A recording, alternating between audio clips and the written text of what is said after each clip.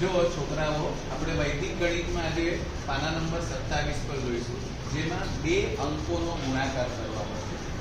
આપણે એક સાદો દાખલો લઈએ. અહીં ગઈ 23 ગુણ્યા 18. તમારી પાસે કોઈ હવે સાદા બે અંકો છે. આ બે અંકોનો ગુણાકાર આમ તમને નોર્મલ રીતે આવડે છે, પણ અહીંયા ઘડી આ બે અંકોનો ગુણાકાર કરવા માટેની એક રીત બહુ સરસ છે.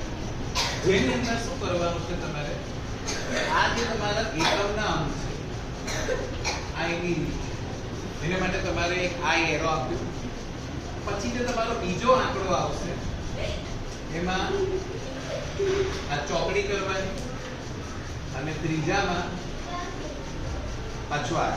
અહીંયાથી તમને ખબર પડી કે આ બંનેનો ગુણાકાર, ત્યાર પછી આ બંનેના ગુણાકારનો સરવાળો, અને ત્યાર પછી આ બંનેનો ગુણાકાર. તો તમારે આનો જવાબ લખવા માટે એને 3 ભાગ પાડો. સૌથી પહેલા આપણે આ એરાનું કામ કરીએ તો આવશે 3 × 24. અહીંયા લખો 24. ત્યાર પછી તમે અહીંયા જોવા જાવ તો 3 × 3 અને 2 × 8 16. આ બંનેનો સરવાળો કરો તો આવશે 19. તો અહીંયા વચ્ચે આવશે 19. ત્યાર પછી હવે આ બંનેનો ત્રીજો એરો તમે લેશો તો આનો ગુણાકાર કરવાનો 2 × 2. તો અહીંયા ઘડી તમારો આવશે 0 હોય, કેમ કે લખવાના આપણે હંમેશા 2 આંકડા. ત્યારબાદ હવે તમારે એનો જવાબ બનાવવાનો હોય તો અહીંયા પાછળના આંકડાથી જવાબ બનાવવાનો. સૌથી પહેલો લખવાનો 4, પછી આનો ને આનો તમે સરવાળો કરો. 2 ને 9 કેટલા? 11.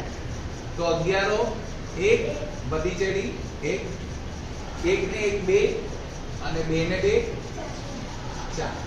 પછી તો 0 આવી ગયો, આગળ 0. તમારો જવાબ આવ્યો 414. બરાબર છે? આપણે ચેક કરી લઈએ.